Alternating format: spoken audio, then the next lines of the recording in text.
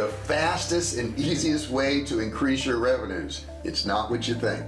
So you want to increase your revenues, but you're not really sure how to do it. If you want to explode your revenues, you're going to want to watch this video to the very end, because I'm going to share with you how I increased my revenues to over $2,000 an hour.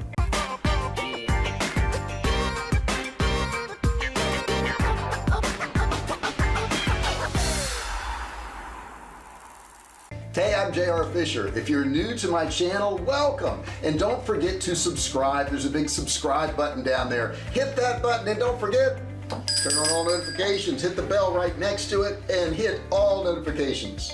Now, I've been selling online since 2009 and I've sold millions of dollars of both physical and digital products. And on this channel, I share with you the tips, tricks, and techniques that I use to grow my business so you can do the same thing. In addition to that, I've got a free course, an e-commerce course. It's actually a $97 course, but you can get it absolutely free. There's a link in the description, so go ahead and grab that while it's available. Don't forget also to like this video. All right, so have you been trying to increase your revenues? What have you done? Put in the comments below what you've tried, what's worked for you, what hasn't worked. Hey, if you've got questions about increasing your revenues or anything related to selling online, make sure you put it in the comments below. Now, check it out. Let's look at the way that you can increase your revenues. All right, first off, let me tell you a quick story. It's a story about how I started selling cell phone cases and ended up doing millions of dollars in survival food. So it's really a process. I will tell you this, you want to get started. That's the biggest thing. That's the biggest thing I have that's a problem for people, is that they don't just get started. And I guess they're afraid of getting started because it may fail, whatever they did. And the fact is, whatever you start with, it may fail, and that's okay. I started selling cell phone cases initially because I thought, well, that's the #1 selling thing on eBay, and if that's the #1 selling thing, it must be easy. It was not easy. I did sell a lot of cell phone cases, but I really didn't make any money. But what it did do is it taught me how to sell things online. I learned the process. I learned about listings. I learned about softwares. I learned so many things by testing out those cell phone cases. Now, I did end up with a lot of leftover cell phone cases and I didn't make any money on them, but it taught me what I needed to know. From there, I moved on to selling some camping equipment. And that camping equipment, I didn't really make much money on that either, but I was still learning. And that's the whole thing that I will share with you right now, is it's a learning process. You've got to go through these processes. And as I was selling this camping equipment, something came up, and it was survival food from another company. And that particular company wanted me to sell their survival food. And I thought to myself, why not? I want to sell, anything I can online. I want to make some money. So I started selling this survival food, and it went pretty well. I mean, I was doing, a few thousand a month, and then a few thousand more a month, and one month I got up to $80,000 in sales, and I thought, oh my gosh, this is it. This is where I can quit my job and I can go into this business. And I did. I went and quit my job. I got a little warehouse. I had been working out of my garage prior to that, and I started selling this survival food. But then we ran into a glitch. And that particular glitch was that the company that I was selling the survival food for quit shipping to my customers. We had thousands and thousands of dollars in sales, and we had hundreds of listings on eBay at the time.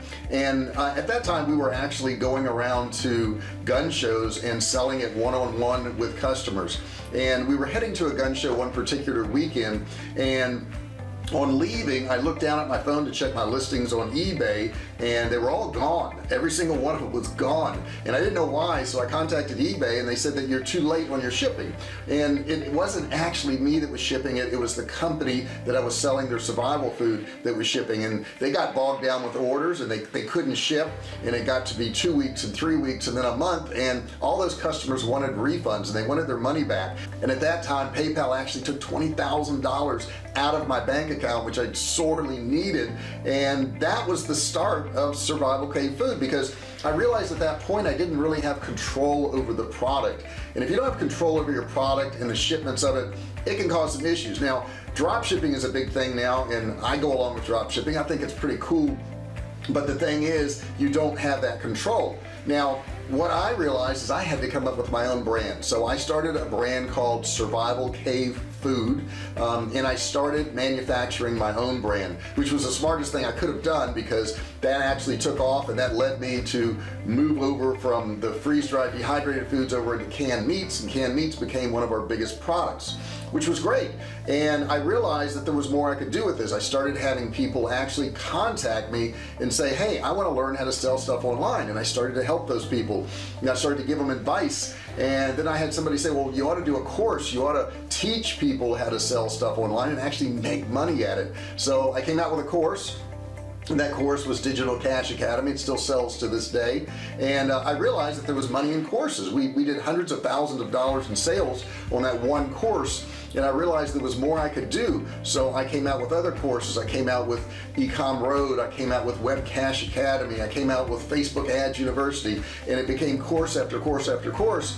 And then I realized that maybe I could actually do some coaching one-on-one. And I was really scared in the beginning. I didn't know, what to charge or how much I could make coaching. And I started off charging, I think it was $497 a month, and they would get a couple phone calls, and I would sit down with them, and I would actually teach them, some of the techniques I had learned. And I got to the point where I had several clients, but it was taking up a lot of my time, and I wanted to make more money, but I didn't want more clients necessarily. I just wanted to make more money. So I decided to increase my revenues. And how did I increase my revenues?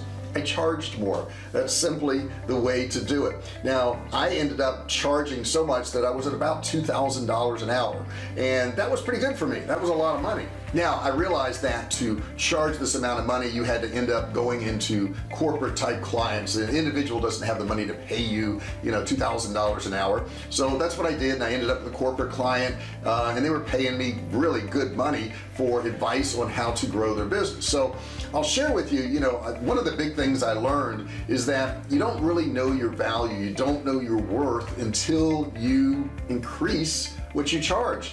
And the funny thing is, when you increase what you charge, you attract an entirely different customer. So if you're looking to increase your revenues, the first thing you got to realize is you probably have more value than you realize. And if you want to check, you can go to something like Upwork.com and look at some examples there.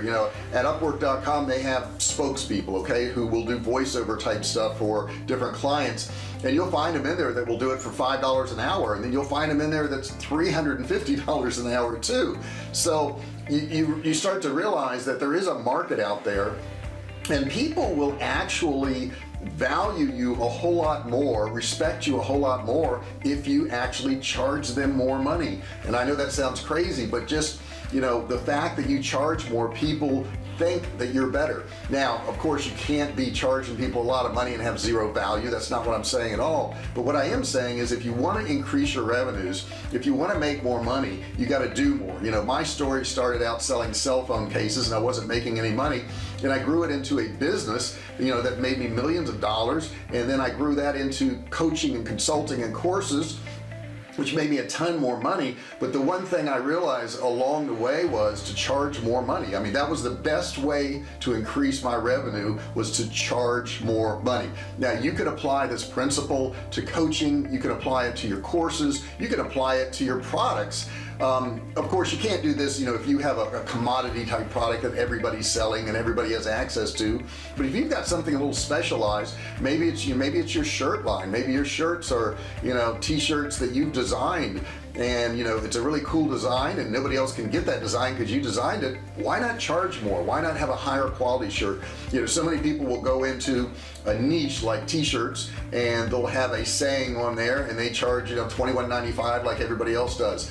What if your shirts were a little bit different? What if they were a little bit higher quality? What if you charged $49.95 because they were a specialty shirt? And we see this all the time with name brands in stores. You'll pick up a shirt in some of these more exclusive stores, and you'll realize it's a $69 t-shirt or $89 t-shirt, and you're thinking, well, how the heck do they get by with that? And it's really just through branding. So why not brand something that costs more money? Why not go into that niche? You don't have to sell as much. You sell to a smaller segment of the population, but that doesn't really matter, does it? So I would tell you, stop and look at your business, whether you're starting out now whether you're in the growth stage or whether you've been in business for a long time, you know, what are you charging for your services, and how much more could you charge for your services? You can do tests. You can use things like Kartra, which I'll put a link in the description below. It's a great marketing software, and you can, you know, send people to a sales page and send half the people to one sales page and half to another.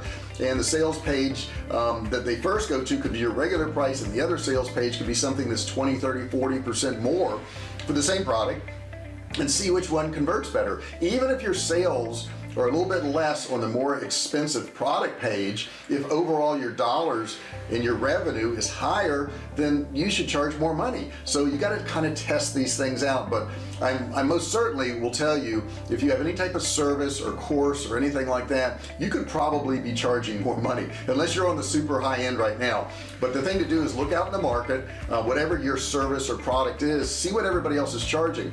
And I think you'll find, if you're like most newbies and you've started a company, you went after price. You tried to sell something that was cheaper than everybody else, and you know, that's what all of us do, because we want to grab the business in the beginning, but on down the road you need to look at this and see if you can actually charge more money. If other people are charging more, look at what they're doing. Is their product that much different? Is their service that much different to where they can get this higher price? Now, if it's fundamentally the same as yours, then I would suggest you increase your price. That's the best way to increase your revenues. In a nutshell, your value is probably a lot higher than what you think it should be. So check it out, try to increase your revenues, see what that does to your sales. Put some comments below. When you try this technique, put your comments below. Let me know how it worked out for you. Let me know, you know, if you're increasing your products conversion rate with higher prices. Sometimes it's funny, if you charge more, you actually sell more because people value it more, and they'll convert a whole lot easier. Hey, do me a favor, if you haven't done so already, hit that subscribe button below. Don't forget, turn on notifications, ring the bell next to it, and turn on all notifications. That way you'll be part of the Fisher family. You'll be part of that VIP group that gets notified every single time I do a video. Also, don't forget, I have a course in the description. It's absolutely free. All you need to do is click and learn. No credit card required. It's an e-commerce course worth $97, temporarily available for free. So don't miss out on that. Thank you so much for listening to this video, and I'll see you in the next one. Hey, thanks for watching my video. Don't forget to subscribe to my channel and click that little bell right there so you can be notified every time I do a new video. Also, click on one of those videos there. Keep watching on my channel.